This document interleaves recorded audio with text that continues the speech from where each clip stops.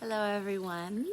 I am coming to you from the most beautiful garden here in Switzerland, and I am just here today.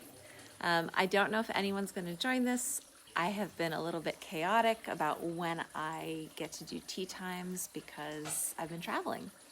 So yesterday I was in Germany and today I'm in Switzerland, and it's really exciting going from, one country to the next, and all the people I get to meet and all the horses I get to meet. Yay, a couple of you are here. Thank you for joining. So today, I'm just going to do a short one. It's late in the day, but I wanted to talk a little bit about the slow build of freedom-based training. I'm on this 8-week tour throughout Europe, and I get to go a lot of places, and it's exciting. It's exciting, all the different horses that we get to see and all of the different characters we get to see. But freedom-based training isn't really as exciting as the clinics usually are.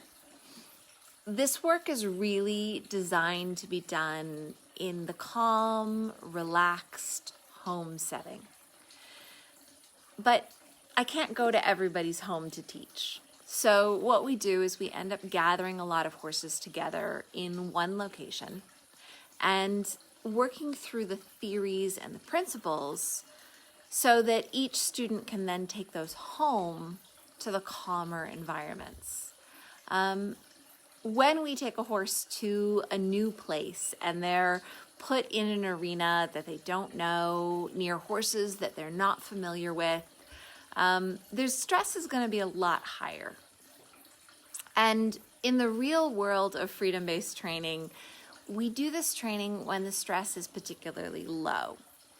We build patterns and repetitions and connections in the horse's brain that are about how they respond in low stress situations. And then we put that low stress patterning into a high stress situation to test it and see how well we've done. Now, obviously in a clinic, when I, am here in Switzerland, or when I am in the UK next weekend, or I believe I will be in Belgium after that, or France after that, or the Netherlands, or Poland. Each one of these clinics is going to have its own challenges with horses that are nervous and higher stress situations that I will certainly help people with, but it's not really about that. It's not really about the work we do when the horse is stressed. It's about taking those theories that we've learned in the clinic and putting them in a low stress situation so that we build really positive patterns at home, and then we don't get ourselves in a situation where the stress is that high. We're able to lower it before that intensity is overwhelming for the horse. But we can't do that without the work at home. So, hey Rebecca, great, you did make it. Thank you for joining me late at night here in Switzerland. I'm trying to keep the time consistent. Couldn't make the day consistent this week, but we'll see. A week at a time. I'm glad you're here. So this idea that freedom-based training is a very slow build. We may learn the theories in a more exciting environment of a clinic, but then we take it home and we do it in a very quiet, gentle way. Now, occasionally I get to work with a couple of horses that live in the location I'm teaching the clinic. And those are the horses that are going to show us the lower stress behaviors. They already know the environment, it's their home, and they're the horses that are going to go to sleep on day 2 and day 3. And it seems like we're doing nothing. It seems like maybe they're even a little shut down. I don't really like to use that term because they may just be tired. There's a lot of information that comes through in a clinic. But I really, really, really appreciate those horses in a clinic that are a little bit calmer, because that's the reality of this work. It's not that exciting. I mean, it is. It's really exciting once you know how to look at the details. But the actual work is very settled. Now, we had a little Palomino horse in this last clinic in Germany that was really fun for me because it was really quiet. It was really settled, not overly responsive, but then surprisingly aware. And there was just the most incredibly beautiful session where you could tell that it really wanted to lie down. It really wanted to take a nap, but it wasn't quite comfortable enough. And it was such a beautiful opportunity to work through the theory, work through the processes. And we got to the point where we were experimenting with feel and timing around this little Palomino mare. And she got really sleepy to the point where she looked like she was almost maybe going to fall down, but she wasn't. She just really wanted to lie down, and she wasn't aware enough or comfortable enough to do it.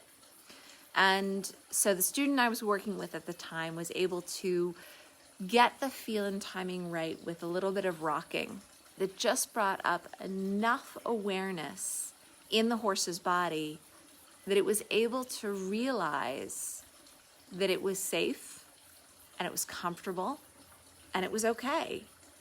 And then we were able to put ourselves in that spot farther back at the tail so that it felt like it was being looked out for. And then it just crumpled down on its knees and lay down and stretched out flat out in the arena and slept.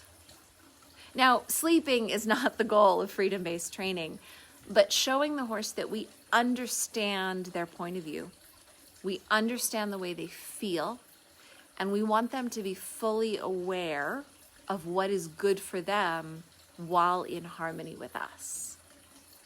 Sometimes it's sleeping, sometimes it's exploring, sometimes it's walking, sometimes it's developing new skills.